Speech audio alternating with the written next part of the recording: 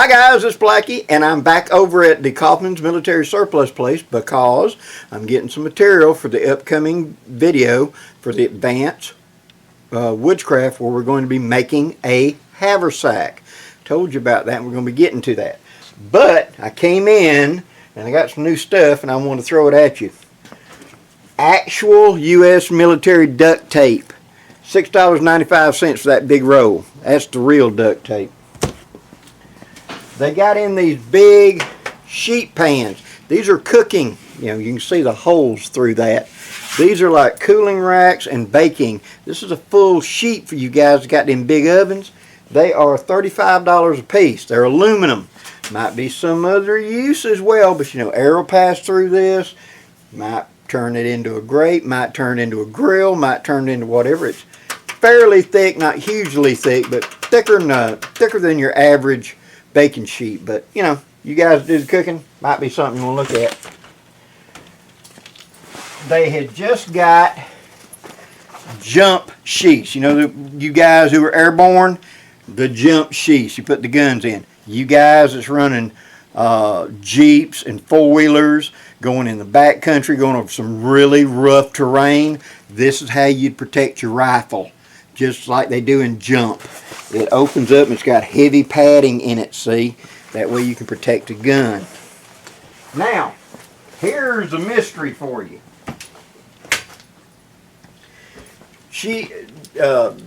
One of the ladies here asked me, and when I first saw this, I said, they're a Vietnam poncho. They're not. I've never seen a poncho like this. It's a full-size poncho. It's actually wider, when you fold it in half at the neck, it's wider, it's like 6 feet across than the U.S. And on the hood up here, it has these little bitty holes on either side that don't go all the way through. There's a grommet that looks kind of like where a tent pole or something would go into. It's got a cinch cord hole for the neck.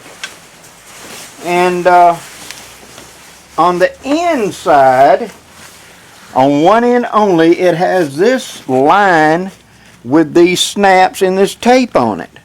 You know, this is a tape, I mean, it's sewed in, you know, webbing. But it doesn't go all the way through, it's just on that side, and there isn't an opposite end to it.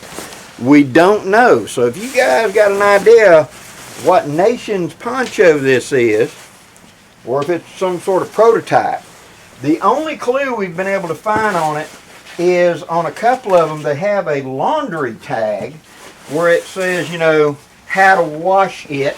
There's one. And I'm sure you won't be able to read it on there, it's so faded, but it's in English. It says hand wash, drip, dry, etc. It's in English. So that eliminated German or Vietnamese or whatever. We don't know. It's some sort of mystery. It's a big poncho, but not sure what it is. Maybe you guys know. If you do, put it down there in the comments. I've never seen one like this. Okay, now back to the main event. In the Advanced Woodcraft Series, we're going to be making a haversack. We're going to be, the first one we're going to make is going to be just a down and dirty practice right quick to show you the basic concept of how to make a haversack out of your material really quick before you waste money and buy good material and then make it into. The second one we're going to make is going to be out of a U.S. Army duffel bag. Okay, these are, you can get them in canvas and you can get them in Cordura. Okay, now I dug through the big old bin they got over here, and I'll show you that bin in just a second. In fact, let me show you that now. Okay, something else over there. I did consider parachute material for making this, and this is a 35-foot cargo parachute that they want for $75. That's one of the big old huge chutes, 35 feet across. And it's in, you know, of course they cut the lines off of them whenever they decommission them. But other than that, that material would be really good for making all kinds of projects. So just wanted to include that. But now let me show you where I'm looking at the duffel bags. Okay, here is an actual canvas duffel bag. This is just U.S. Army canvas. Okay. One of the reasons I want to consider it for making haversacks is, one, it's a good weight of duck. It's, you know, like 10-ounce duck canvas. It's already been used, worn, and everything, so it's tight as it's going to get. You've got straps on it, which we can recycle and use these straps and buckles as part of our assembly. All we got to do is just cut down that seam right there to open this up, and you'll have a great big piece of material. Now, of course, when you're looking, there'll be some holes here. There, you got to work around the holes, but it'd be something you can work with. But for this time, I dug through here and I found a Cordura one, because that's probably the most common one around. And these are going for like 20 bucks a piece.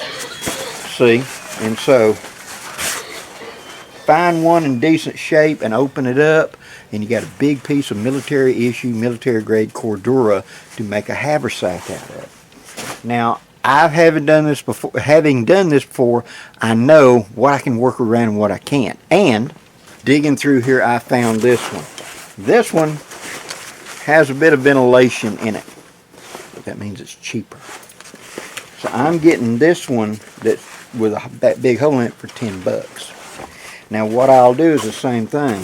I will go around to that seam right there, and I'll open it up, and in this section right here I should have enough to make a haversack.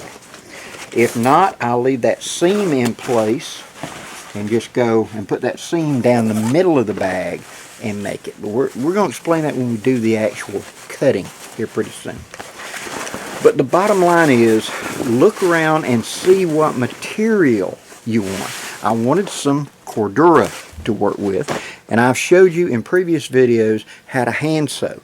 This time I'm going to be using my Chinese stitcher machine. You turn the little wheel and it stitches. So it's what material. The first practice bag, to show you the basic concept, we're going to make out of a dog food bag. It's kind of like a tarp, okay? But it's something we can make something that is functional and can still be useful once we get done. But most importantly, we see how we can upcycle things that are just laying around, we didn't realize it. How about Tyvek? If you're near some sort of construction going on, Tyvek is a house sealing plastic-like stuff that a lot of people make tarps out of. Once they get a little bit of worn and broke in good, they're actually not that bad. I have made a haversack out of Tyvek in the past, and it worked really well. I want that Cordura, but what else could be used beside this? Well, look around for the bags. Like, this is a big old laundry bag. Just a big canvas laundry bag. They're not expensive. Something like this I could rework into it.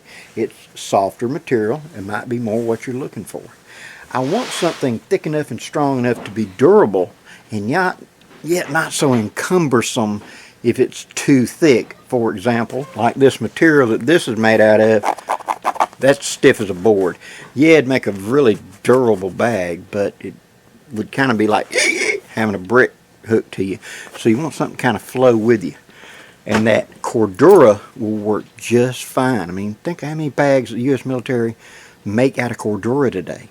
And for that much money, I couldn't buy that yardage, certainly not in the color I want, of that kind of Cordura at any kind of price savings. So for well under 20 bucks, I'm going to get that with a hole. Now, if you call up the ladies and you say, I want a nice Cordura one or a nice canvas one, they'll look and see if they can find you one. Tell them I'm making a haversack out of it, so I don't want a lot of holes. But I understand if there's a little flaw or fray or something on one end or something, they'll work with you.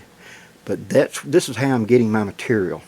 I'm upcycling something I've already got to make my project. Remember this, we're woodscrafters. We take what we got to make what we need, and we're going to be making a haversack.